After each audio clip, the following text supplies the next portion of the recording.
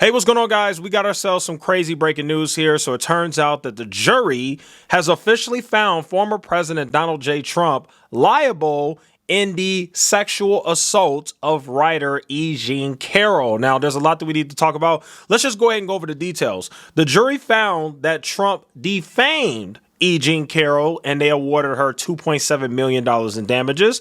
The jury also found that Trump sexually abused Carroll, and then they awarded her $2 million in damages. So in total, Trump has been found liable of $5 million in total, and Donald J. Trump will have to pay writer E. Jean Carroll $5 million in total damages following this lawsuit. Now, what gets very interesting about that is, remember, folks, that E. Jean Carroll actually claimed in the lawsuit that Donald Trump actually raped her, okay? And here's what happened with that. The jury actually found that that never happened. The jury basically said, we don't believe that. We don't think that the facts of the case show any evidence that this took place. However, we do believe that he sexually assaulted you, and then we do believe that he raped you, and that is what the jury found. Now, I just want to make sure everybody remembers what E. Jean Carroll said. So remember, E. Jean Carroll, the writer, claimed that Donald J. Trump raped her in a New York City department store back in the 1990s, and then he defamed her by denying that it happened. So, you know, that whole thing happened, and the court case went how it went, and now Donald J. Trump has lost. Absolutely crazy thing. They are coming after this man on all different sides. They are not playing with him. And I'm not taking sides here. You know, I know there's some people that think that this is a targeted, planned attack against Donald Trump. And then some people think that Donald Trump's just an absolute scumbag.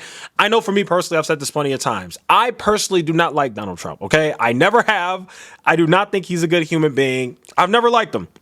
But my job is to kind of talk about where we go from here. Because it's easy to say, oh, I don't like Trump. Oh, I think he's a scumbag. Oh, I think he's the worst in the world.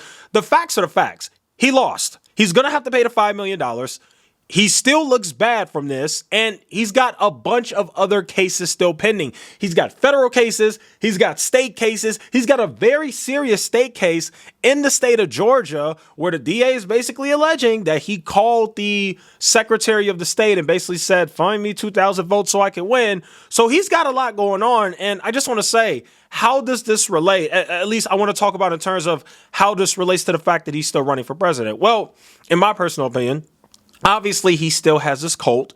And obviously, we just recently got polling data that showed that if Trump went against Biden head to head, Trump would more than likely lose. However, you got to understand the implications of things like this happening. Once a certain amount of cases like this start to happen, you start to lose people. So even though Trump is ahead of Biden right now, because a lot of people think that Trump will be better in terms of the economy, and a lot of people think that Biden is too old, I think that things like this could sway the election a little bit. And what I mean by that is we got this coming out.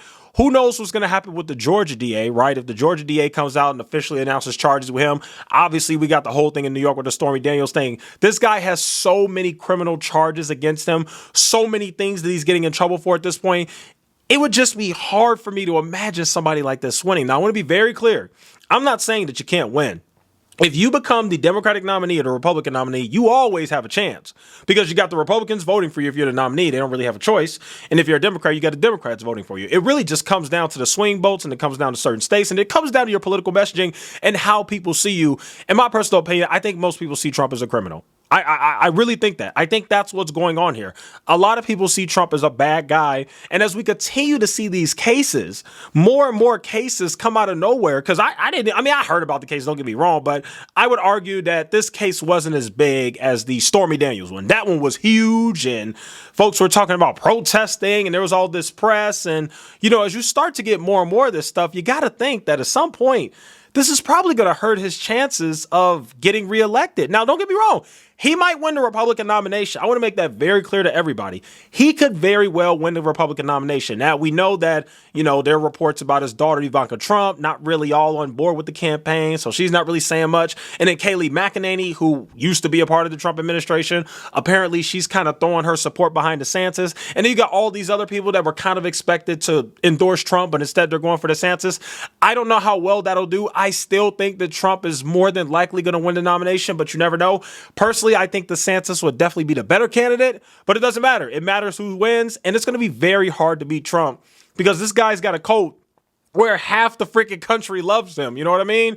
But the key thing, because I want to make it very clear, just because you win the nomination doesn't mean you'll win the general. I think things like this will absolutely affect Donald Trump as it comes to the general, regardless of the fact that people don't like Biden. I know that. People don't like Biden either. But when it comes to the lesser of two evils, if we keep having things like this happening, I would not be surprised if people swung to Biden. If Biden got some of those swing votes. That's just kind of my opinion on this. But yeah, folks, crazy story. Donald Trump has been found liable for sexual assault. So for all the feminists out there or people who think that, you know, they were bothered when Donald Trump said grab him by the P word comments and different things like that. Well, this further adds to the narrative that Trump is, you know, some people say he's a misogynist. He hates women. You know, he sexually assaults them, different things like that. This adds to the narrative because the court, the jury is literally saying, we think he did it. As a matter of fact, we know he did it due to the evidence. And so because of that, we are rewarding this writer, E. Jean Carroll, X amount of money, $5 million. Crazy story. Absolutely insane. Let me know what you guys think in the comments. I'll continue to bring updates and give my coverage and my opinions on everything that's going on. And just, wow, man, they are really coming after Trump with everything that they got. And I don't know if he'll survive this one. I don't know. Because, man, you start getting in a certain amount of legal trouble. Eventually, that prison time comes. I can't ever imagine a former president going to prison. But I'll tell you, man, it's very possible with Trump. It's very possible just on everything we're saying. I know this is a lawsuit. I know it's not a criminal case, but I'm just talking about all the other pending cases that he has. So anyway, let me know what you guys think in the comments regarding this entire thing. Thanks so much for watching, and I will see you guys in the next one.